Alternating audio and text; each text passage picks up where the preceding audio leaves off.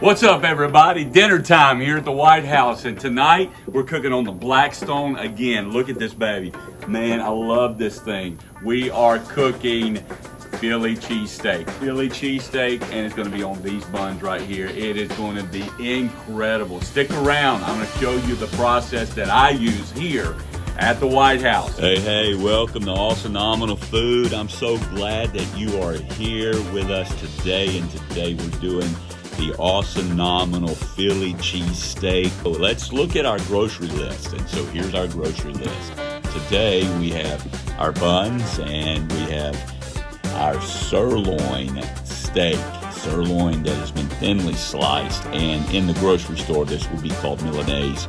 And it's just a very thin cut sirloin, very lean. So you will need to use some oil or butter to keep some moisture in it, but it cooks up very nice. You can use sirloin, you can use ribeye, you can even cut your own very thin pieces of steak. And then we have Jack in the house. Jack, that's pepper jack and Colby Monterey Jack cheese that's going to go on there, and then minced garlic. Oh, we're going to lift up the flavors with minced garlic.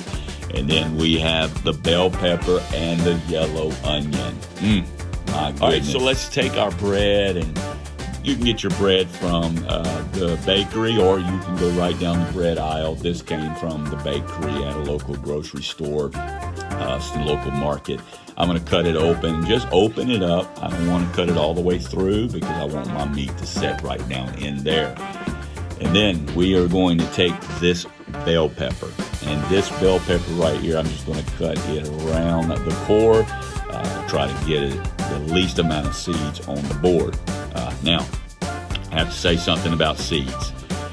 Growing up, my grandma always, let me stop here and just let you know we're julienning these up. Back to the seeds. Grandma used to tell me, don't eat those watermelon seeds, because if you eat those watermelon seeds, they're going to grow out of your ears. Now that right there stuck with me for many years, and I never ate watermelon seeds. So anyway, back to the food. All right, so we're cutting this up. We're julienning our bell pepper, getting it nice and thin. I like thin cut vegetables in my sandwich. And so we're going to go to our yellow onion. Here we have our yellow onion. We're going to cut it right down the center and just cut slices. We're going to slice it very thin slices again, because we want them to be thin and we want them to cook and become very tender for the sandwich.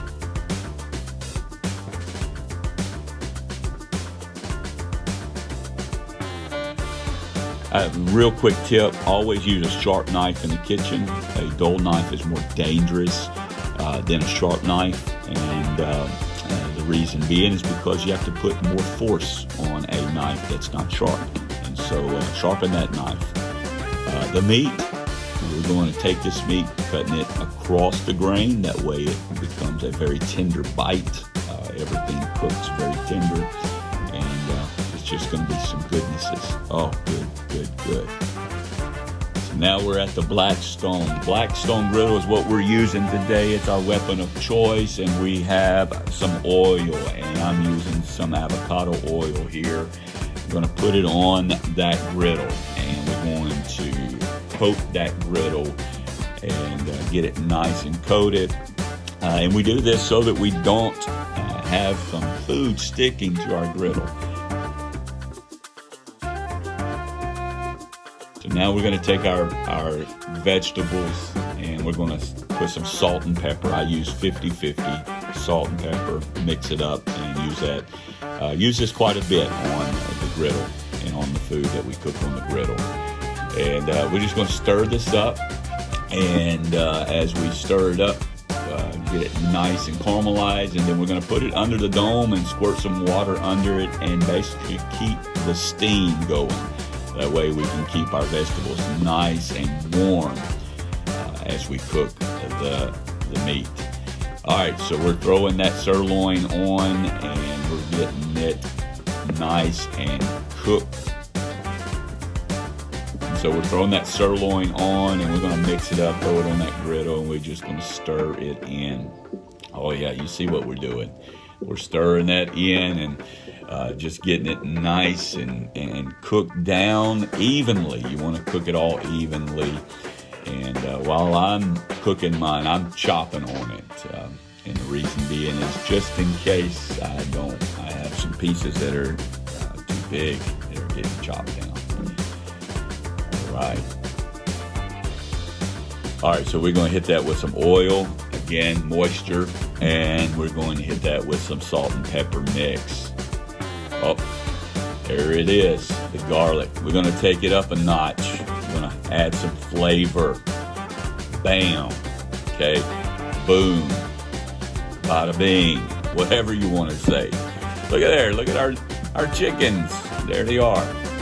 Say hello to the chickens. All right, so we're going to mix that meat up. Mix it up really good. Keep mixing it so that all those flavors just marry together.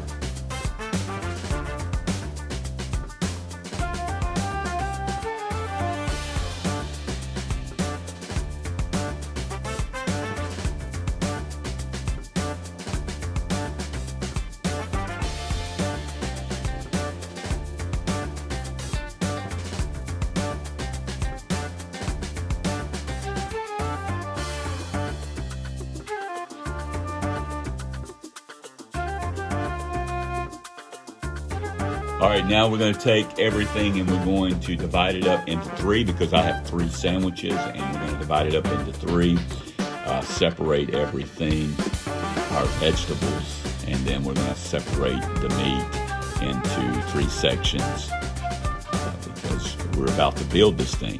Oh man, and I can tell you this, it is smelling good right now. Oh goodness. Woo! You might need to invest in one of those nice new televisions. It's got smell-o-vision on it. All right, so we build this thing. We're going to put our vegetables. These vegetables have cooked down. They're very, very tender. And we're going to put the vegetables on this sandwich. And I like, now, some people just mix it all together. But I just put it on top of my sandwich, and then I go and grab old Jack, that's pepper jack. And I'm going to put pepper jack on all of this to make sure that they're nice and covered. Oh, look at there. Just put that cheese on there, and what it's going to do is it's just going to melt down around all of those vegetables and that meat. And I'm telling you, keep telling you, it smells good right now. All right, so I'm toasting my bun. Again, we're toasting that bun, and I like to press my buns. You may want to press yours, you may not. You may not even put yours on the griddle. Whatever you like. It's whatever you like. You do it your way. You do it how you want your sandwich to turn out. I'm sure it's going to be good either way, but this right here, I can tell you it's going to be incredible, simply awesonominal. All right, and so we got a nice toast on there. I'm going to put it back on there, and I'm going to press it. All right, so we have this on some tin foil. Now I'm going to tell you there is a reason for the tin foil. I do this with smash burgers. Take this, and we're going to put the meat on the sandwich, and we're going to build this sandwich. We're going to build this cheesesteak sandwich.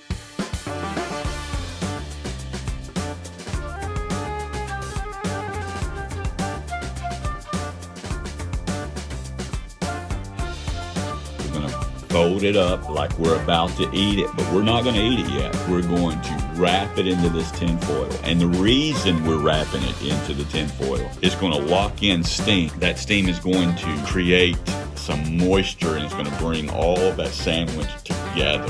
When we open this up, it's going to be incredible. So come on. All right. Look at that. Look at that.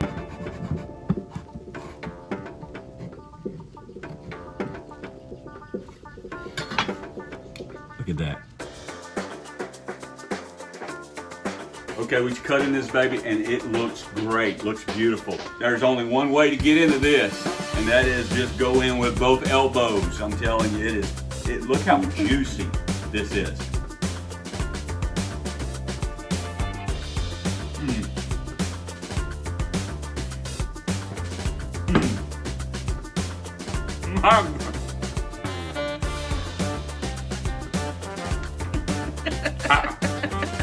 I'm done. You surrender? I am. Stick a fork in you. I need a shooting throw. Woo! That right there gets slap your mama good. Man, I can taste the bell pepper, the onion, the butter, everything, the meat. Oh, this meat. Somebody's, I can tell you, this meat right here, watch this. Watch this. Look how tender. Right here in the White House, we're just gonna keep buying this thin stuff. Oh my goodness, that's so good. Well, folks, look, that's the end of the video, but it's not the end of videos coming. And so, if you want to continue to follow what I'm doing and what I'm doing in the kitchen, outdoors with the Blackstone, with barbecue, wherever, hit that subscribe button and follow me. I've got some more videos coming out. It's gonna be awesome. Hey, take care. Later. Take care.